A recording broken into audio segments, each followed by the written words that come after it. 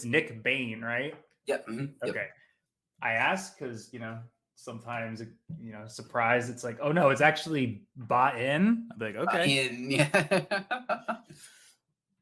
Like, My family's original name was Banyai, actually. So Benya, what is that? it's Hungarian. My grandparents came here, so yeah.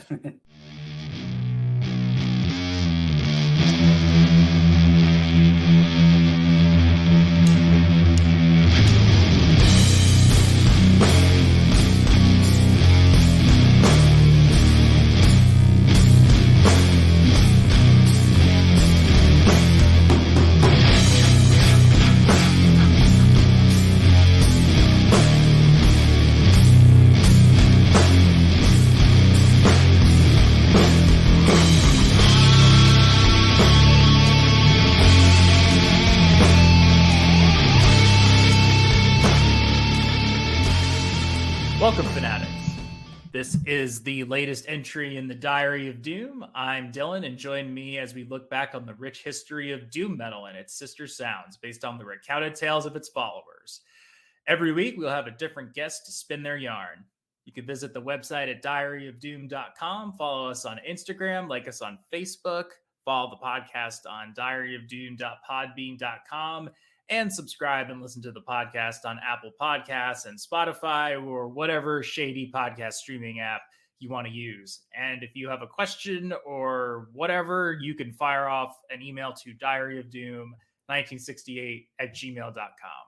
In the realm of tarot, the magician is often recognized as a symbol of power, potential, and unification of the physical and spiritual worlds. Also known as the magus or the juggler in the widely recognized Rider-Waite tarot deck, the magician features an infinity symbol above their head and is adorned with an Ouroboros belt, symbolizing infinity.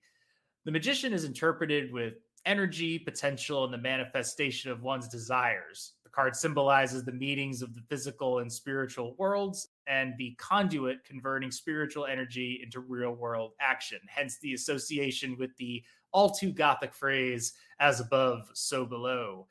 Depending on whether the card is drawn in an upright or reverse position, the magician can represent potential and tapping into one's talents, whereas the reversed magician's potential and talents are unfocused and unmanifested. The reversed magician can also be interpreted as related to black magic or to madness or mental distress. And given that today's guest is literally called the Magician Reversed, I have to wonder if my clearly borrowed blurb from Wikipedia holds any weight to it. Today on Diary of Doom, we welcome Nick Bain, who, as far as I know, is the solo force behind this project, The Magician Reversed. And they put out their debut album, And Deeper Still, back on February 2nd. So welcome to Diary of Doom. Thanks so much for having me, man. Yeah, that Wikipedia blurb is a great kickoff point. I did okay for same day research. Right on.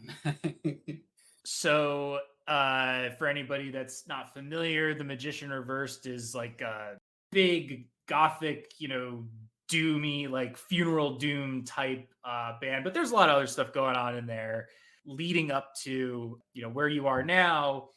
Like what were your earliest experiences with music? Did you come from a musical background or was it something that you found on your own? Yeah, no, I was in a very musical home. I got piano lessons when I was a little kid, and there was always music around. My mom's a huge jazz fanatic. She just absolutely worships at the throne of John Coltrane and Miles Davis and etc. All the greats like that. So there was always music around me. So yeah, basically my journey into beyond I'm a kid who's put into piano lessons was as a I think 6th or 7th grade or so, a friend giving me a tape of maybe even of a tape of Metallica Master of Puppets, and it was it was so this was after Lars was handing them out for free, clearly way after that.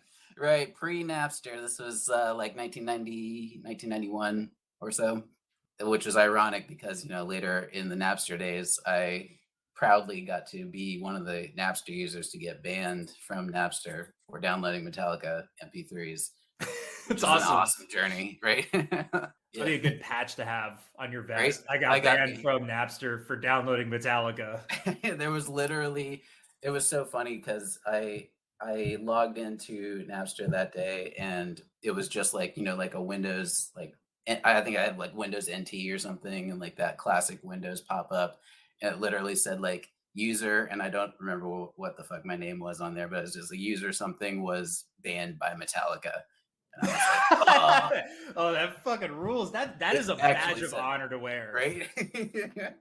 And yeah, and it was, and shame on me at that point too, just like I was like, whatever, I'll just start over and make a new account or whatever. So I do that, and in order to do that, I'd like delete my Napster program out of my computer, but that was the directory where like everything I had downloaded was saved to, so it was all Ah, flushed away in a brief moment, but c'est la vie. I mean, it all came back. All the Great. shit's Yeah, no one cares now. freely available now, and Yep. and it's still causing problems. Right. I love the stories about like the one or two people who like they fell away kind of like off the radar, but like there were a couple of people who were like sued through like LimeWire and stuff that had hundreds of thousands of dollars that they'll like never pay off.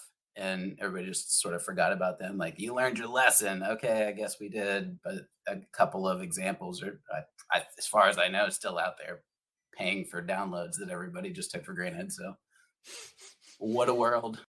So, You're Thrash metal Yeah, kid, yeah. got a BC Rich Warlock, loved Slayer, Testament, Metallica, all that kind of stuff. And then kind of my journey from there. My stepdad was actually a music reviewer for the local newspaper back when local newspapers were a thing.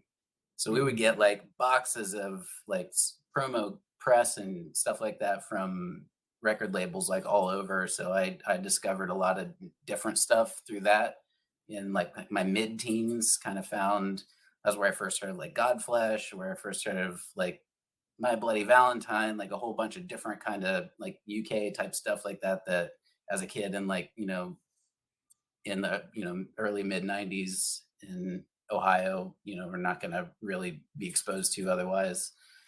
So kind of that kind of blew my mind open a little bit. And then on my kind of metal side, I was getting more into like death metal and stuff, and discovered like Gorguts, and just I still love them to this day. And then that kind of led on from there into electronic stuff, and sort of all of that became this hodgepodge over the years to finally kind of all accumulate into this project, I feel like. So I need to spend some time with Gorguts. I really haven't what a great name for a band. yeah, I know, right? um, Considered Dead, what that album, that was, I got that and I just listened to it over and over and over and over again. That was so good. you mentioned Godflesh. Yeah. Yesterday I was listening to Pure, Oh, and so good. yeah, it's an incredible album. And listening to it now, obviously it's super fucking good. But I can't even imagine what it would have been like to be in like the '90s and hearing that, because it's just so far away from what so much of like the really popular stuff. And of course, you do have bands of that ilk, Nine Inch Right. Nails and Skinny Yep. Puppy, all those industrial acts that were kind of like coasting through the '90s. Obviously, Nine Inch Nails went fucking huge, but like Right. I'm pretty sure Trent Reznor's a fan of Godflesh, and just to hear Right. that, it's Exactly. just like, oh my god, this is like, it's brutal, but it's kind of majestic at the same time. Right. It just has So that great. fucking British thing about it, I guess. I There's know. I something feel about it. like I have this like in a past life sort of feeling of like a kinship to that like dark, somehow in a parallel. No, it's not to say past life. Let's say parallel universe. I grew up in like the '70s in London. I just like resonate with that, and then eventually, finally, going way off from any kind of doom metal thing, or depending on how you want to interpret it, like into Throbbing Gristle and SPK and that kind of stuff that was coming out over there, to just something very like very much resonated with me about that sort of like, they literally like made music out of trash, Yeah. like garbage things thrown away, and they're making tape splices and all that kind of crazy stuff. So that was very, but especially Justin Broderick for me, like very inspiring person, as far as like all the projects that he still to this day is, I mean, he's just, I think a JK Flesh album's coming out, was just like just announced or something like that. Like he's a very inspiring person to me because he does so many different projects. And I feel like that's very sort of counterintuitive to what a lot of people do, where it's like, I got to do my one thing and I got to do it. Like, I got to have this whole like persona of what that is. And like I've done, in between, my kind of my upbringing and getting to doing the Magician Reverse project, I've done all kinds of different like genres and different projects and things. And I always felt like kind of inspired by the stuff that Justin Broderick does, because it's just cool that he does his thing. He's like, hey, I'm an agoraphobic person. I like how vulnerable he is. He just lives very like kind of open and exposed. The infamous stuff that happened with the canceled tour and all that was a very big thing, which a lot of people wouldn't admit, I don't think, but Oh, very inspiring by what him. happened with? Yeah. I don't really know that much. Was that there was a Uh, big deal? There was a big controversy. yeah, he was going to go get on the plane to go to the US to do the tour, and he like had like panic attacks and had to back out of it at the last Oh minute. And wow. it was this whole huge thing, which was crazy for me. Like a few years back, getting to see him come and do, when he did the two new albums. Well, they're newish, a few years ago, but like I got to see him in Cleveland, and it was such a like a homecoming for me, because there's like a doom energy to that to me, I guess, too, with with the way he kind of returned to some of that. Like it's very still machine like and industrial, but like outpouring of like emotion. To see him playing like finally was such a big deal for me to get to see that, and to think back and think like, there were people that were, a tour that was ready to go and everybody was ready to see him. And it was so crazy. All the people in at the show were just yelling in between songs like, thank you for coming. It was a very special moment. Yeah, I unfortunately missed my chance to see them. They were playing at Psycho Las Vegas in 2018, and it was just like I just didn't have like the knowledge of it. Like I Yeah, knew that they were like a big deal and yeah, people love them, and they're kind of like one of those, like you said, kind of strange bands that's really not of the genre that it gets right, lumped in with a lot, and it's kind of exactly. and garnered a lot of like fan base Mm, due to it, but doesn't matter because the music fucking rips and like yep. it makes sense. I mean, the repetition, the heaviness, like it all kind Mhm, of is there. It doesn't have that sort of like pop aspect that I guess like Ministry has, you right. know. Yeah, I mean, it just because Ministry is like a way bigger band, let's be real. right. Yeah, So well, hopefully he brings it back because yeah. I would definitely like to cross that one off the list. And he was also inspiring to me in a similar way to like Trent Reznor too, of like he like going it alone, because this project for me was initially like I felt like it was something I just like it almost manifested it almost I felt like it almost told me that it had to happen, you know what I mean? Like Hmm. the idea of like you don't have a band, and I know there's hostility in a lot of like the heavier circles. Like I've done some like, some post punk kind of projects and stuff, and I always felt like pretty welcome as far as like showing up as a single guy playing a show, versus like the idea, like I know there's, some maybe controversy maybe in the metal scene that I've kind of like observed, or maybe that's just my interpretation of it, but I feel that I've observed the idea of a single guy showing up with like, I'm gonna show up with backing tracks, and they're like, get the fuck out of here. You're not doing that. And I feel Oh, backing like, tracks. That's like the yeah, big controversy right right. now. Yeah, right. Which is funny because I like don't see bands generally that have it. So I just me reading all these headlines is just like kind of funny to me. And I'm looking at all the bands that are like getting called out for it and who's chiming in and this, that, and the other thing. And I'm like, all right, well, I could understand if it's like some weird synthy or like orchestral shit that you don't want to lug like a fucking keyboard rig or do something with and you just want to play it through. Like I could understand doing that, but like I don't know. I just think the whole thing's kind of like goofy and silly and in the long run. But I had actually made a point here to, regarding like what led you to start a one man doom ish band, we'll call it.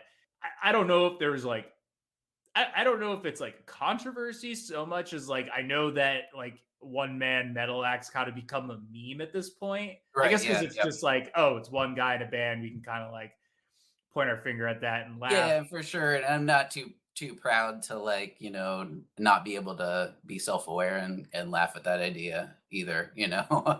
I realize it's silly, but like at this point, isn't reality silly? Like like everything is kind of silly. We might as well entertain whatever. If somebody's gonna, I guess I would object to the idea of backing tracks if it's done like in secret. If you're trying to like act like, oh no, like I totally played that Right. guitar part, and then you're like, Yes. your guitar is plugged into a piece of cardboard. That's like, Yngwie Malmsteen, like it's just a wall of cardboard Marshall stacks or something like that. I get. I would be irritated with that as well, but I just feel like being open and vulnerable from the beginning. Like if when and if I do this project live, it's based on the theatrics. It's based on a performance. I want it to be a visual experience, a visual performance. And yes, there will be backing tracks, and I'm not ashamed of it. We stand them Yeah. here. Yeah. Yeah. Well, I guess the other thing too is probably like I assume that there's just been like enough examples of one man metal bands doing or saying some shady things. I know that that definitely been like a headline more often than not. So it just became like an easy thing to, kind of turn into a meme and sort of like Yeah. a joke or whatever. But I think like if you're taking it seriously and, you're putting in the effort, I think people still like to see that. I've seen plenty of like one person acts at, St. Vitus that I'm like, wow, this is like fucking incredible, like what they're doing. It's just one person and a guitar or one person and a synthesizer, whatever. So I definitely think there's something that can be commended for putting in all the effort, especially because one of the big differences between you and like Trent Reznor is like, yeah, he might do it all by him. He might like write the music and come up with everything, but he still needs like a band to fucking play with him. Yeah. Right. You're Yeah. you're like really taking the efforts. Like I'm gonna do all this by myself, so it is me, and like the things I literally can't do are the only things that I'm gonna ask people to like help me out with or whatever. Yeah, yeah, exactly.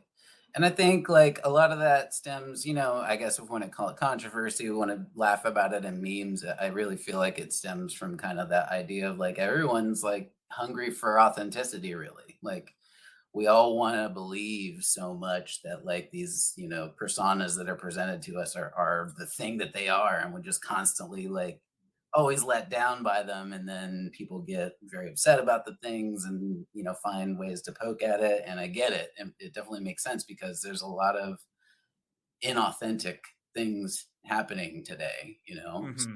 I think that's a big component to it. So I just feel like again, for me, like I felt compelled to do this project just because it called to me, if I want to get mystical about it or something. You know what I mean? Like it manifested Yeah. between me manifesting it. Let's go back to as above and so below. You know what I mean? That's a key theme for me, and especially with like I tried to kind of visually depict that in the video that we did recently, where it's kind of like the idea of like, I don't know if you ever seen this. I'll get back to that in a second, but have you ever seen those like bumper stickers on cars where people have their like dog rescue people and they say like who saved who? You ever seen those?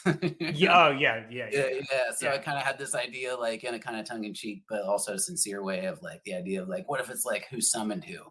That as above, Okay. so below, you have this energy rising within you where you want to create a thing, but then you find that actually there's kind of this other energy above you in your subconscious mind, or however you want to think about it, that's kind of meeting in the middle, but you have to start from below, it starts from above, and it meets in the middle to actually like create a thing. So I just felt like, regardless of however anybody's going to interpret it, or whether it does anything else than just satisfy how I feel in this time coming out of the pandemic and all that type of stuff, it was just like I'm just going to do this and see where it goes. So I think one of the other parts of it too is like just that sort of self awareness that metal fans seem to have oh about yeah. themselves, and I think that it's like you can acknowledge like some of the more like ridiculous aspects of things while at the same time being like this fucking is awesome, like the Yeah, sound is yeah. awesome. So I think people are like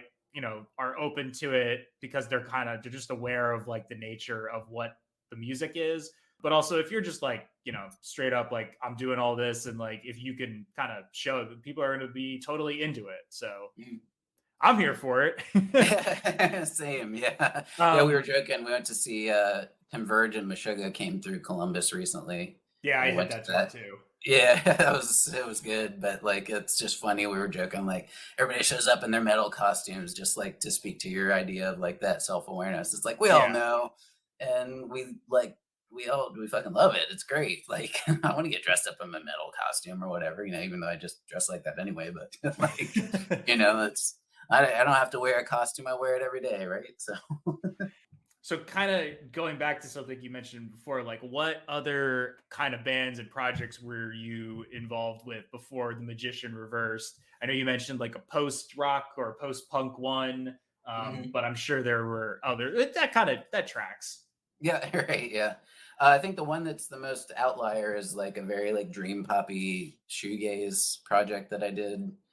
I always felt like I got to these points with a lot of projects where I would be working with very talented people, and life just got in the way of like being able to work together, or like how much they could commit to stuff. And, at this point, I feel like everything happens for a reason, man. Like it's just like, it all, I'm glad that things worked out the way that they did, but, yeah. So the shoegaze thing, obviously, harkening back to I mentioned earlier, my stepdad, was the music reviewer, and that first time I heard like My Bloody Valentine Loveless, like out of complete left field, I was just like, what is this? Sounds with guitar and stuff like that. And I just really, really was appreciative of the kind of philosophy behind the production of that, especially.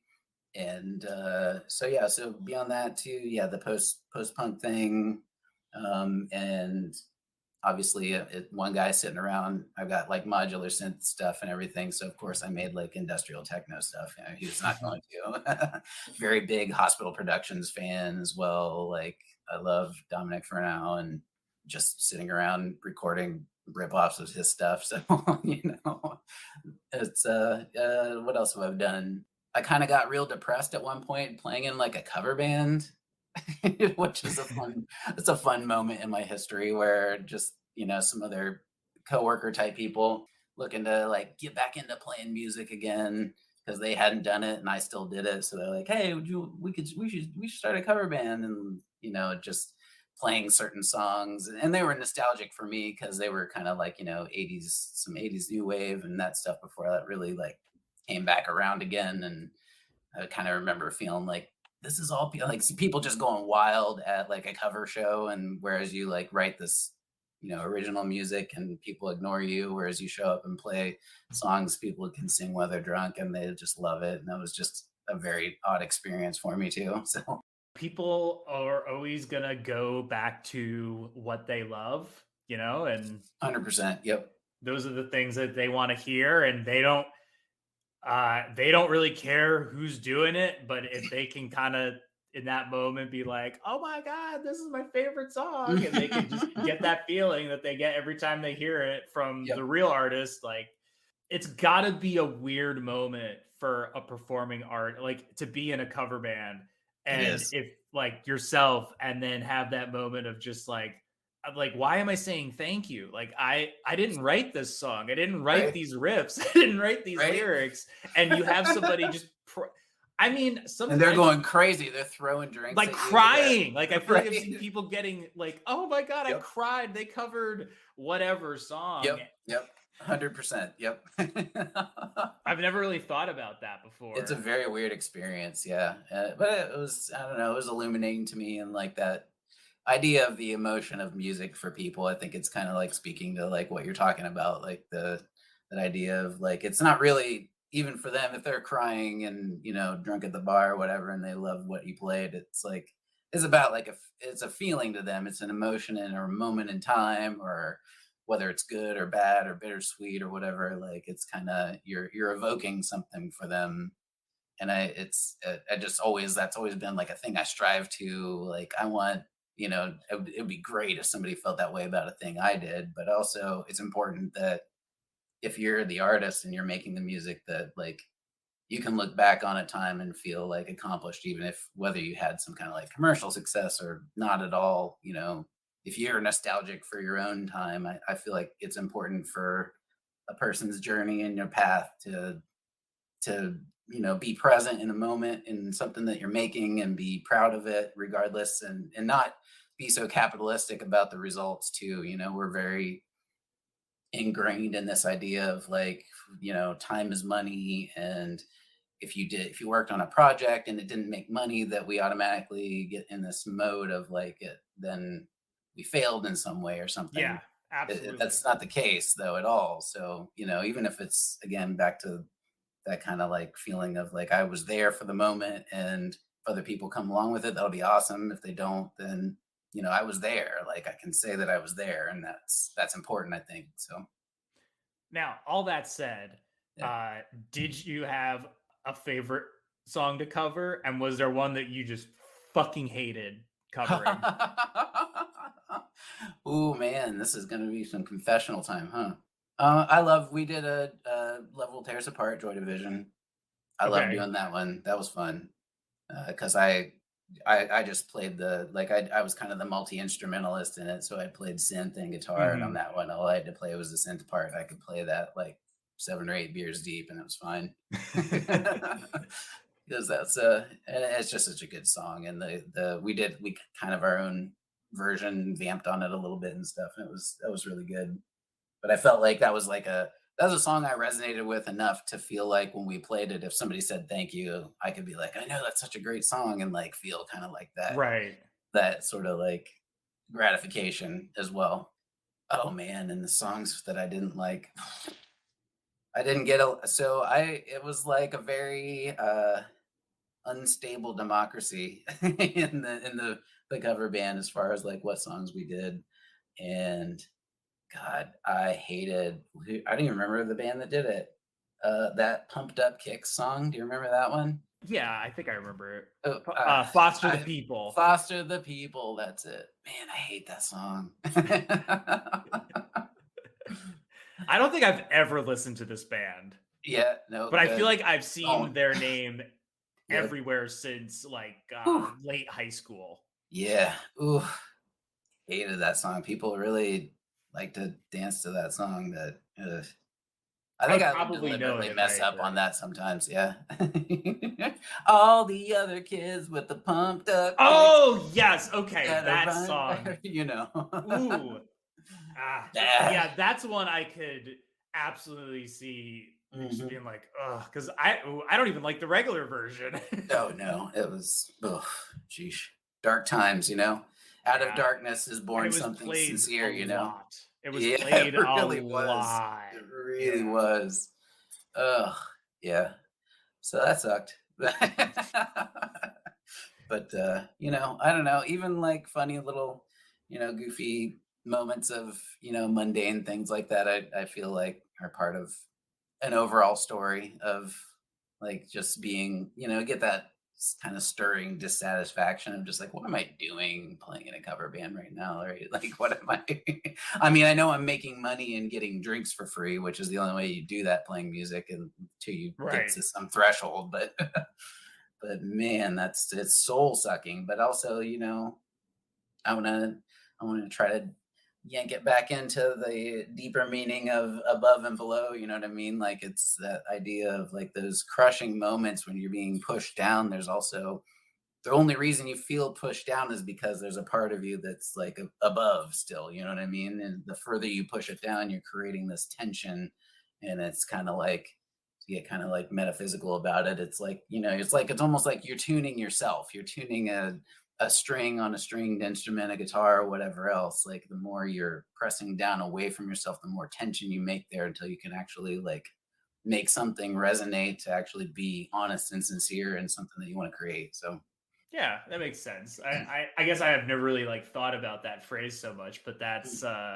sometimes I think a lot of that like sort of, like I'm the thing in the middle between this and like I think a lot of people get like really like wrapped up in like the words and the terminology and it's like mm, it's not these aren't things that come overnight. You have to like you right. do have to like work on them, figure it out. So, but Yeah, Kind of that's a agreed. And tangent for also, another time. yeah, the irony, well, before, yeah, not to go too far down that road, but the idea that there's like this dualistic idea of like I'm a thing and then there's a below thing and there's an above thing and I'm a piece of tension in between those things. It's like, no, it's all you. It's like when you have a dream about something and like, oh, I dreamed about a person. Like that person wasn't in your dream. That's your conceptualization of a person. It's just all you. It's all you the whole time. So, Mhm. Oh yeah, let's not start talking about dreams. okay. um, to kind of like I guess talk about the band in and of itself, because this album is not like you put it on and you'd be like, oh, that sounds like what this isn't like music that is like instantly recognizable to like everybody. So like, was there like a certain album that you kind of like sort of gave you a different perspective on like what heavy was? Like, was it like a Godflesh record or whatever? Oh yeah, dude. Yeah, esoteric, Mhm. subconscious dissolution into the continuum. Yeah.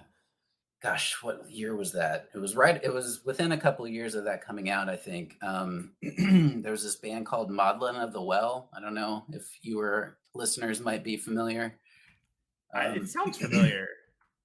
kind of a experimental avant-garde sort of vibe. But this was back in the days of like Zanga and MySpace and stuff, so it was like pretty easy to get in touch with people in the band. And I Oh, got so a con- okay, because so they're one of those bands that's just like anything goes. yeah, yeah. But it was Oh, it's KO overall, dot. yep, yep, yep. Oh, Koda, okay. Toby, Okay. yep, yep. Yeah, so he is the one that actually recommended that esoteric album to me. It's just I never met him in person or anything. This was all just like online conversations of me hitting them up, and because I found in their album artwork and in some of their lyrics this kind of like sort of like a cult Kabbalah sort of puzzle, and Mhm. so I sort of like started trying to figure it out and started messaging them, and I was like, oh, I didn't think anybody ever noticed that or whatever, but so I started a conversation with them, and then yeah, so Toby from that band was like, "You should check out Esoteric," and that to this day, like I listen to that album like regularly. There's just four epic songs, and especially the song "The Blood of the Eyes" was just something special for me. Honestly, very very beautiful, like just melodic and key changes and that just heavy slow beauty to like that. To me that's my first, before it was ever called Funeral Doom, that was Funeral Doom to me, and that really like set me on that kind of that path. Now obviously like the album that I made is kind of like this journey that kind of travels through some different genres. But like if I had to credit a band and an album in a particular song, like that's where I feel like the seed of like what I'm trying to do right now was planted. So Not enough chatter about Esoteric on Diary of Doom. oh man, I should probably give them. I listened to them a while oh my god, ago. their newest album, The one that the came out period, in 2019. yeah, I so don't remember if I listened to it or not. I'd definitely have to so go back good. and I know there's, check that some out. mixed feelings about the different kind of ways their sound evolved and back, kind of bounced and back again and everything, but I've loved every single thing they've ever put out. I I feel like totally I like always get fangirled them out of them. I feel like I always get them confused with skepticism for some Okay. reason. I guess like that gets, esoteric skepticism. It's sort of Okay, yeah, like those words yeah. seem, and they both do like kind of that funeral doom, kind of Mhm. gothy doom sort Yep. of approach to things. So, because I just saw Candlemass over the summer in New Mm. York, and like it is a tricky subgenre to pull off It because I really is. think it can be really hokey Yeah. and like just like this is hard for me to like actually take in, but like if you do it well it's fucking rad. Like Right, yeah. it's so good, like I always go back to the one I found out about from JJ Anselmi's book Doomed to Fail, when I was reading about Thurgathon, and I'm like, oh Oh, my god, yes. like Yes. that one album is so Yeah. good. Yep.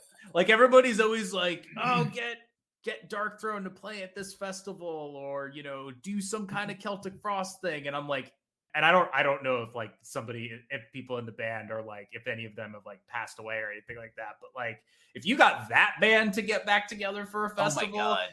you would have a lot of people showing up for it. You want Oh, to talk about a letdown? I'm yeah. planting that seed right now. If you do that, you can't let people down. Oh my God, yeah. No, totally agreed. Yep. There's another band, I think from a similar time as them. Yeah. I don't know if it's just Ia or how they ever pronounce their name. It's just the letter E and the letter A. Do you know them? I don't. Oh my God. Highly recommend. Highly recommend. All right, I will definitely check that out. But enough about Thurgathon. Yeah. So There's never enough about that.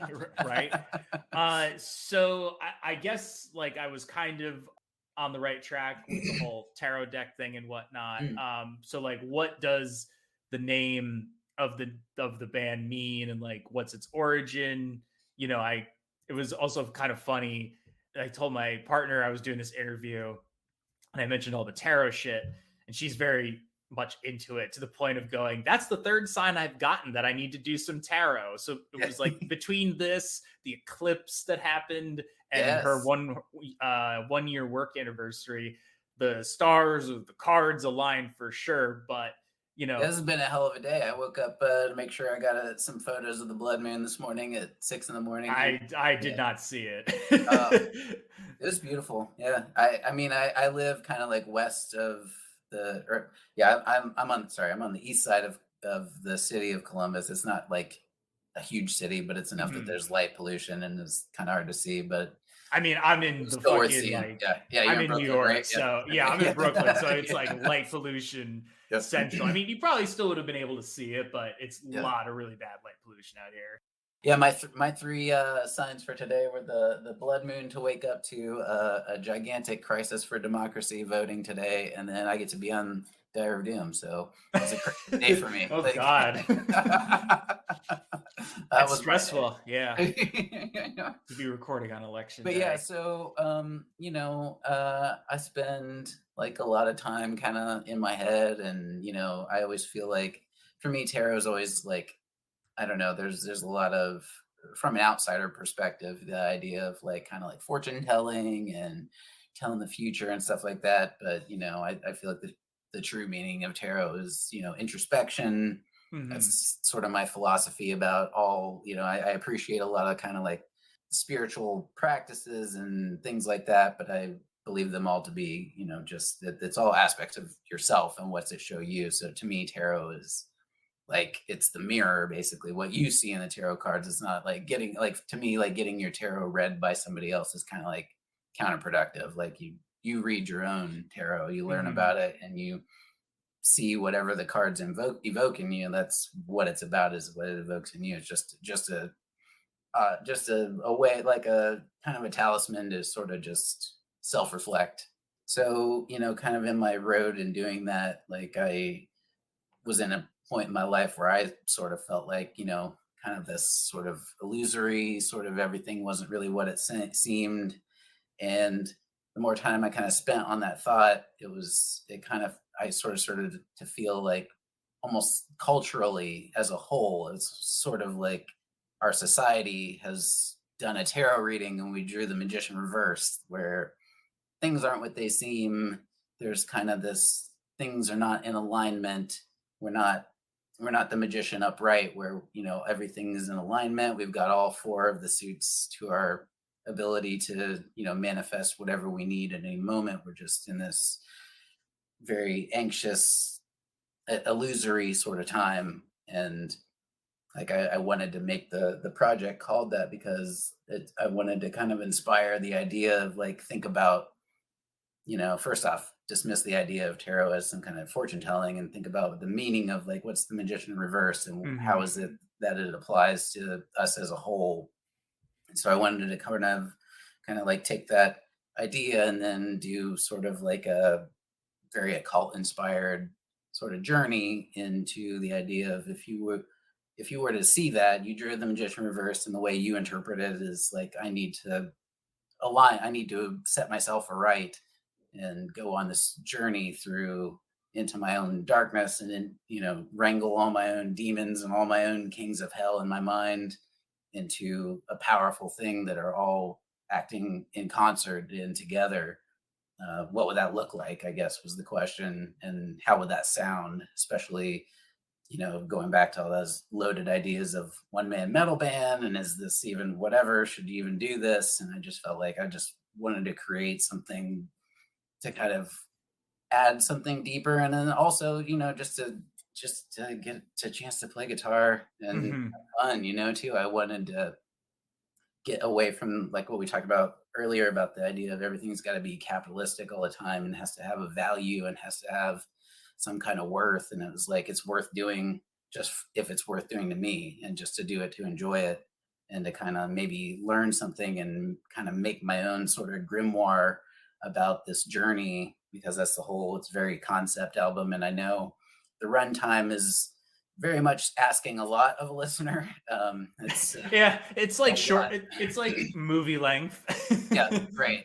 And to me, that's the thing is I still don't feel there's a sense that the album's not necessarily complete until I have all the video like visuals done, Hmm. because it is very like kind of cinematic and whatever. But it's not necessarily in a preachy way. It's just more of like telling a story of like a journey of kind of like the metaphorical sort of soul going through.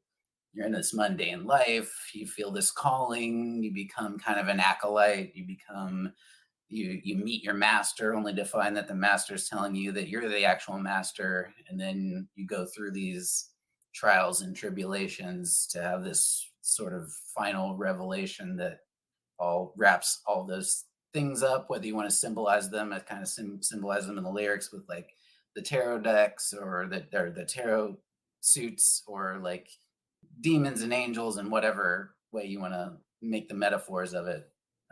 And to kind of come into that, into the final track is very concepty again, but just into this, no words, it's just this continuum of motion of time moving on, and hopefully just kind of get people thinking about, if you were to sit, if you would consider it a movie, if you sit through all the way to the end and watch the end credits and then see the bonus scene at the end, kind of idea of like where does this leave me with how I feel about the way that I live my life on my own journey, and whether that's, honest to yourself or not. And if it isn't because of institutional, religious values, or it's because of economic, oppression, or all the other different things that are there, like what can you do for yourself to get yourself on that path? So I mean, it's like it's pretty heady in a way, and it's really interesting, and it's a good way of instilling good thematic elements into your art that gives it that heft, so it justifies that. I don't want to say largeness, but like the size and the scope of this. Sometimes you hear stuff that's produced, like you hear other like really like kind of big wide. I mean, it's hard to say because like all metal is like fucking wide scale basically, but right, yeah. sometimes you listen to it and you're like, it's kind of hollow, like like, yeah, this sounds huge and it's fast and everybody's playing insanely fast and everyone's singing as loud as they can, but you're like, it's not really like really doing much to like hit home. But like this is, you're able to provide, like you said, some introspection for yourself, for the listener, and you do it in a way where you can use probably some like more interesting dark lyrical allusions and whatnot. It's just a long way of saying like you're putting in everything you've kind of taken from over the years into and wrapping it up into one package, Yeah, yeah. supervised by yourself, by the one Exactly. person. Yeah, exactly, yeah. Yeah, and for me, like, the idea like, I've always felt that, like, the best art is a mirror, and I think that maybe even before I even got into the tarot, that was one of the first things that attracted me to get into that idea, is, I mean, like, art I don't. imitates Yeah, life, is right, the age old exactly, right? quote. So when you, yeah, for sure. And the idea of like, I gave my explanation of it, but like I don't want to over explain it so that somebody would just hear me explaining it and be like, oh, what he said is what it's about. Like I would just always encourage anybody with any piece of art, whether it's mine or anybody else's, a painting or anything else, like to look at it and see what comes out of you, and that's the thing that matters the most, really. I mean, obviously, you didn't have to put together a crew to do the album, but like, what was it like putting the album together? Did you experience any challenges doing it as a solo act? It was like a fever dream for me, honestly.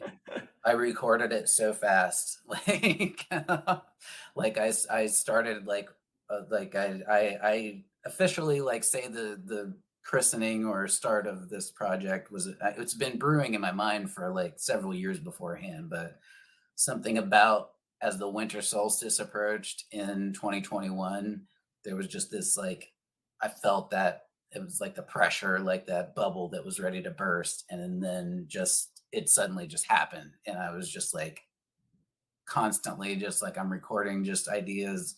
Everything's coming out. My wife was very patient with me, thankfully. And I was like, I gotta go downstairs. I can't eat dinner tonight. Like, I just have to work like feverishly on this. I just feel like I'm in that sort of flow state, sort of feeling where it was just all coming out. And yeah, it came together. I mean, I started it in, yeah, like almost the end of December and put it out at early February. So, within a month's time, it just all happened.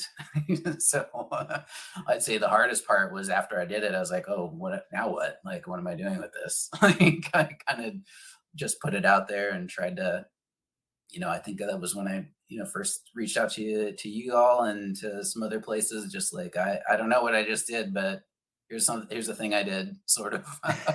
It's not like, I didn't have a very like organized plan about it or anything. It just was very in the moment, very sort of like inspired. And again, that sort of flow state, I didn't plan a release months ahead of time and send demo copies out to anybody or anything. It was just like, I have to do this and I have to do it right now. So that's I know that's not the way you're supposed to do things. So it's I been, I mean, think the challenge came later. The challenge has come since then of like, okay, I did a thing. Like, now what do I do? So finding, kind of feeling your way in the dark and finding the path for it and realizing like I need to complete it with the visuals and kind of reach into that realm and see where it goes next. So I feel like, yeah, there are rules, but like at the end of the day, you do what works for you best and yeah, what you have the ability to do and the time to do so.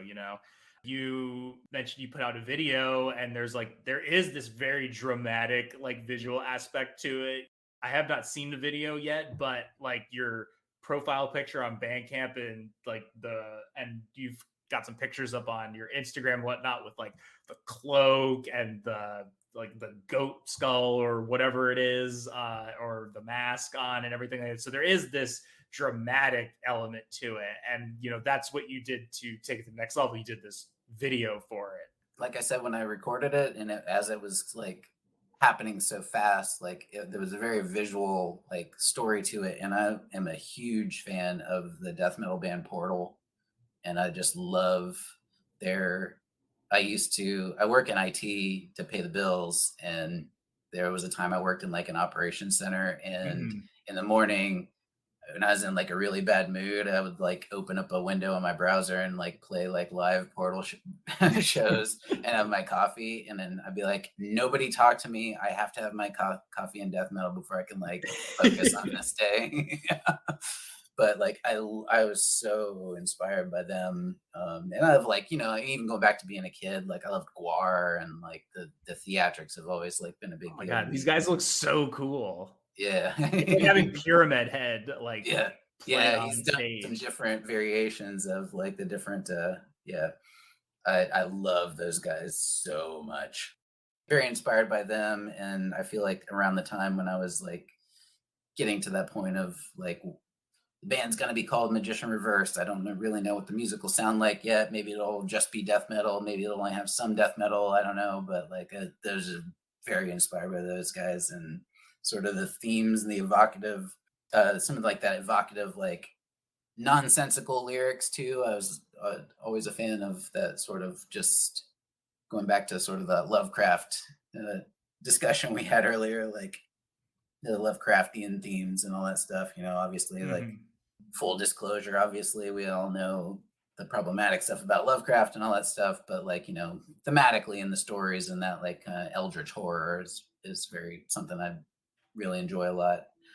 So that was very inspiring to me. So the video came about just kind of organically in the last several months. A friend and I have been talking for years about, doing everything from like, we should film sketch comedy things, or we should like we both like love 80s horror movies so much. And whatever. And I was just like, what if we just do it with this? And he had a little bit of a windfall of some money and got a camera, and we were just like, I guess we're shooting a video. Let's do this. Let's figure it out. Let's learn it right on the spot, on the fly, because it's my project. So, we don't have to worry about like, we'll make a music video for somebody and screw it up or something. So, yeah, so I built the mask and kind of had that idea of the character. And again, the whole theme of that is the idea that there's kind of like a person doing like a ritual to summon something, but really at the end, sort of like maybe the thing summoned you to do the ritual to begin with, so it could come to world Mm. to the earth and have that kind of, there's a little bit of a 80s sort of practical horror sort of effect to it. There's kind of a slow burn, kind of some striking lighting and visuals and things, kind of harkening back to the stuff that we like. So I think that answered the question. Did I get to it? Yeah. Oh yeah, yeah. I just wanted you to like talk about it and whatnot, and I will watch it. I will totally watch it. I promise. It's all like really cool. I would encourage people to check this out in full, including myself. I'm going to hold myself to that. Besides obviously it's your first album, but I mean, do you have anything else in the works? Are you like working on this actively? Is there something to drop next year? What have you? Absolutely, yes. Next up is, well, I've already got a new album in the works. I'm taking my time with this one a little more and being a little more deliberate about it, and trying to keep the runtime down to a slightly more palatable overall runtime. So, hoping to have a new album here in maybe the next 3 to 6 months or so.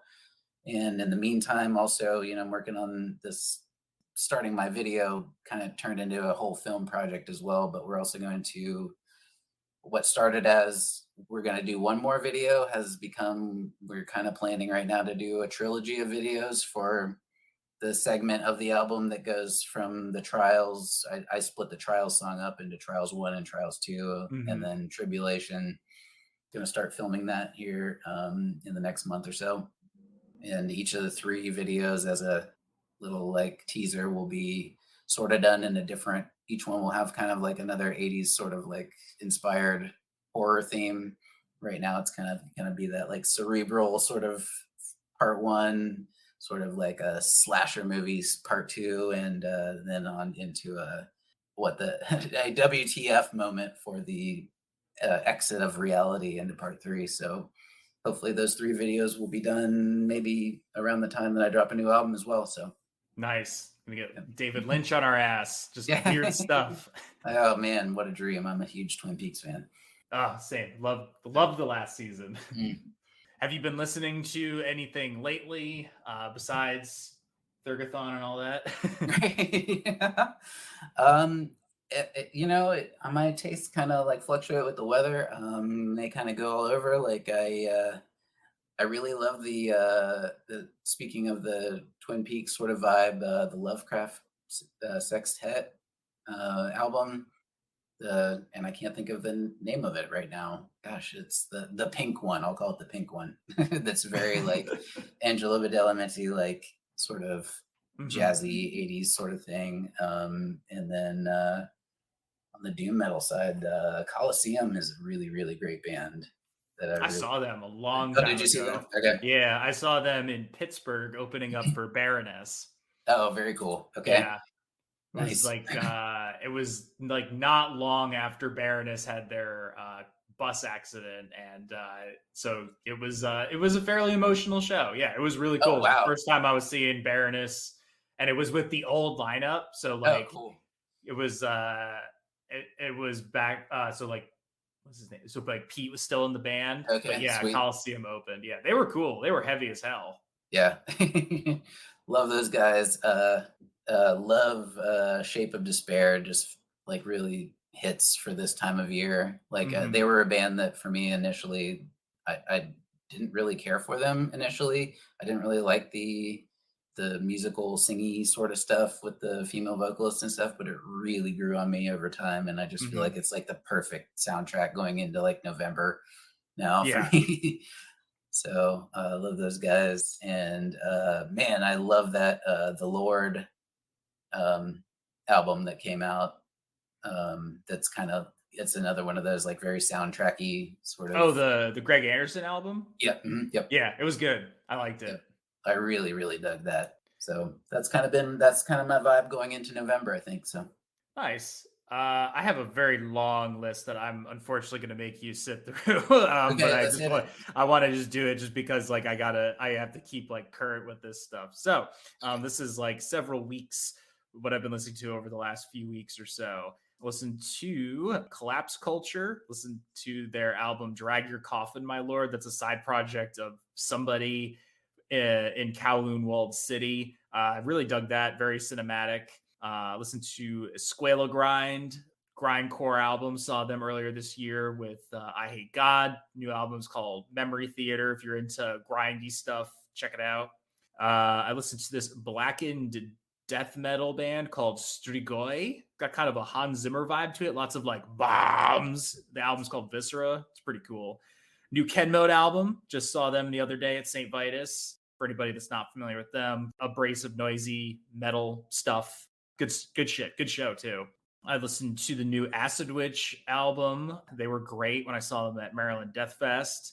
Fabio Frizzi did an album for this Jodorowsky project called The Eyes of the Cat.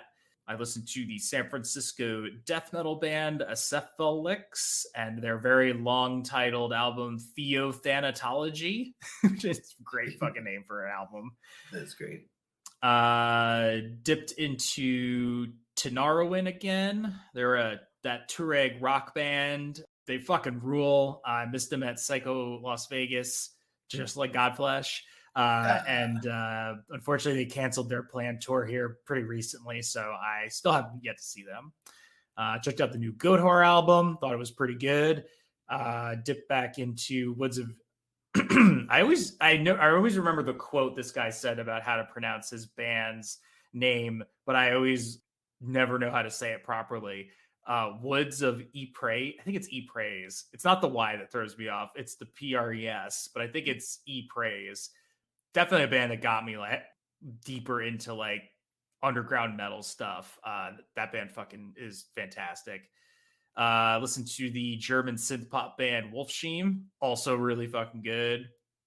MC5, Bracken USA, classic. Listen to some Junius.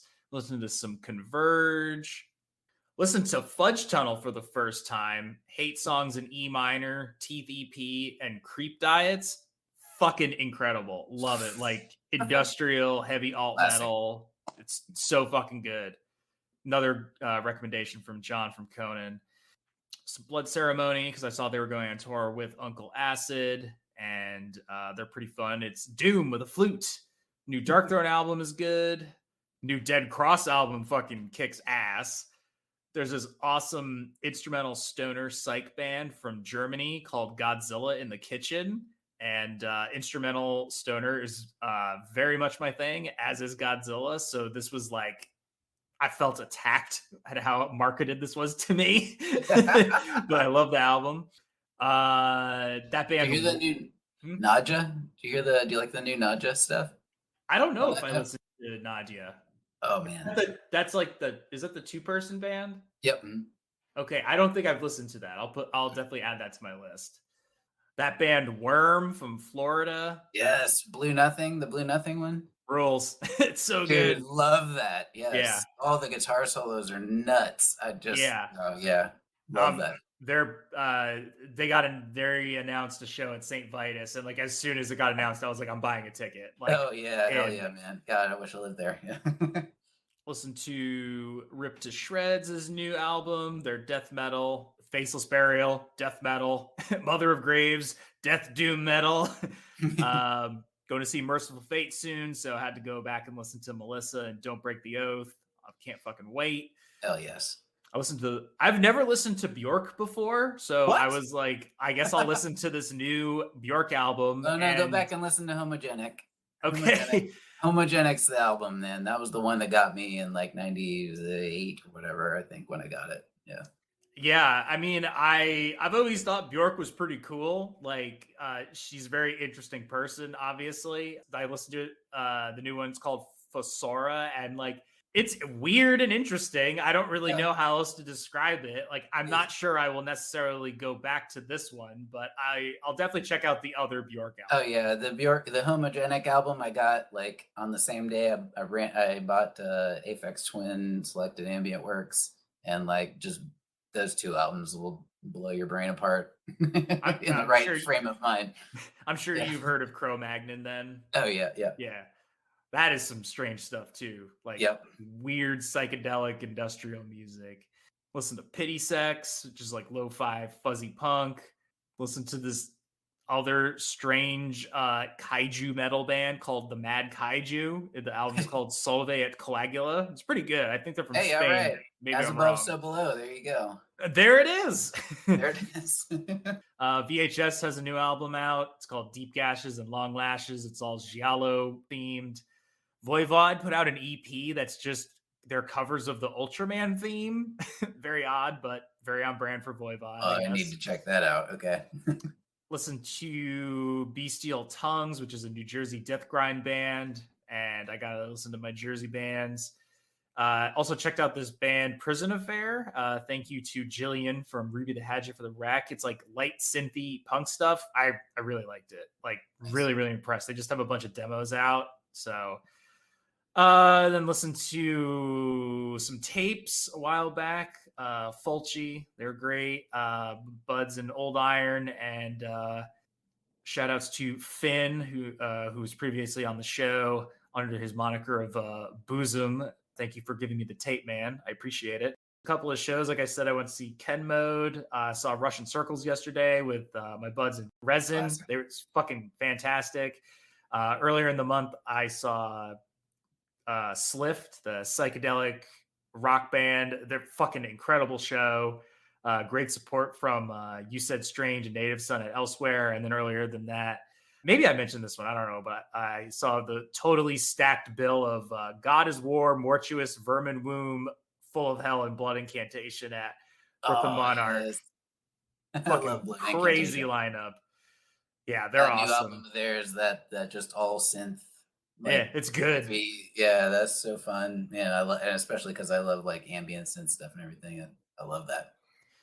Yeah, I get to meet my friends from the I Hope You Suffer podcast for the first time in reality. That was cool. And would be remiss if I did mention that a while ago I was given the opportunity to go see My Chemical Romance at the Barclays Center. And I 100% went and had a great time. Also saw Thursday. Are you okay though? No, I'm not okay. I'm great. Can't say I'm a big Thursday fan. I mean, I saw Thursday. It's just not really my thing, but My Chem was really good. They really did a great job. And it was a hell of an experience. As I said to my friends, it was like Tumblr came back to life and started walking around New York. Incredible. Lots of great shows, lots of great albums, all sorts of great shit, including The Magician Reversed. Oh, thank you. That's very kind. And I want to give one shout out to a band I didn't mention. They're called Nixil from Baltimore. They came through Columbus recently, and they were very theatric, inspiring, sort of black metal sort of vibe. And their All Knots Untied album is very, very highly recommended by me. Nice. And check out their videos. Watch their videos. Watch my video first, but then watch their videos, because their videos are also in the same, like I felt a very like close kinship with them, talking to them after they played. I'd never heard them before, and they have that like sort of theatrical occult sort of leaning as well, and they're excellent. Nice. I will check them out as well. So is there anything else you want to plug? Where can people find you? Where can they get the album and support you? Right. My preferred, as I think a lot of other independent people would agree, is Bandcamp. Please, magicianreversed.bandcamp.com, or just I've got a website, just themagicianreversed.com. Hit me up, of course, on the socials, Instagram, Facebook, because we have to be there, you know. Mhm. My stuff's on Spotify and Apple Music and YouTube Music and everything as well. But again, Bandcamp, if I can steer anybody, I'd love your support on Bandcamp. I like to make the comparison of, if you would buy me a beer, I would prefer you buy me my album on Bandcamp and show me the support there, because it's about the same price as a draft beer at a bar. So it's the Nice. gold. That's the gold standard to me. So That's pretty good logic. I never thought about it that way before. It's funny you didn't mention Twitter. You might have to wind up paying to use that, and I can imagine well, no band's going to want to do that. it's a little bit of a tumultuous time on Twitter. I actually had avoided Twitter and then joined it right before the great buyout took place, and now I'm just like, I guess I don't care about it after all. Yeah, I think unfortunately you missed the boat on that Yeah, one. oh yeah, 100%, 100%. Anything that was good about Twitter, it's happened. And now Yep. I'm like, I guess we're just going to watch this world burn. Yep, exactly. And of course, Um, like and subscribe. Hit me in the comments below on YouTube, because that's where it's at. you can still do that. You can still Right. do that. Exactly. Yeah. YouTube and Bandcamp are my primary requests for anybody who wants to know more. So Well, thanks for coming on and talking about your album. This has been The Magician Reversed, as directed by Nick Bain, and you can check him out at all the places you just talked about. And that will do it for this chapter of the diary.